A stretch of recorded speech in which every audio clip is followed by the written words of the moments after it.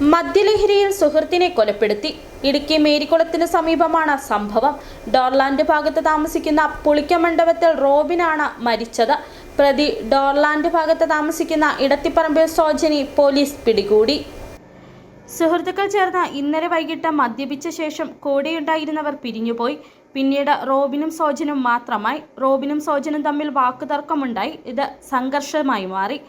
Robin സോജനെ കല്ലിനിടിച്ചു. Sojan തിരിച്ചിടിച്ചു. Robin നിലത്ത് വീണു. ഇരുവരും മദ്യലഹരിയിലായിരുന്നു. ലഹരി മാറുമ്പോൾ എഴുന്നേറ്റ് പോകുമെന്ന് വിചാരിച്ച് സോജൻ വീട്ടിൽ കയറിക്കിടന്നു. രാവിലെ റോബിനെ ബന്ധു ഫോണിൽ വിളിച്ചിട്ട് ലഭിച്ചില്ല. തിരക്കി ചെന്നപ്പോഴാണ് റോബിൻ സോജന്റെ വീട്ടുമുറ്റത്ത് മരിച്ചു കിടക്കുന്നത് കണ്ടത്. ഉടൻ തന്നെ പോലീസിൽ വിവരമറിയിച്ചു. പോലീസ് എത്തി വീട്ടിൽ നിന്ന് സോജനെ കസ്റ്റഡിയിലെടുത്തു. അപ്പോഴാണ് സോജൻ സംഭവം പോലീസിനോട് പറഞ്ഞത്.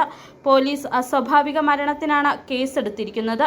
ഇക്വസ്റ്റ് പൂർത്തിയാക്കി. വിരലടയാള വിദഗ്ധരുടെ പരിശോധനയും കഴിഞ്ഞ് പോസ്റ്റ്മോർട്ടം കഴിഞ്ഞാലേ മരണകാരണം വ്യക്തമാവൂ. സോജനെ പോലീസ് കസ്റ്റഡിയിലെടുക്കുമ്പോഴും മദ്യലഹരിയിലായിരുന്നു. ഉപ്പുതറ പോലീസ് മേൽ നടപടികൾ പൂർത്തിയാക്കുകയാണ്. City vision, Upputhara.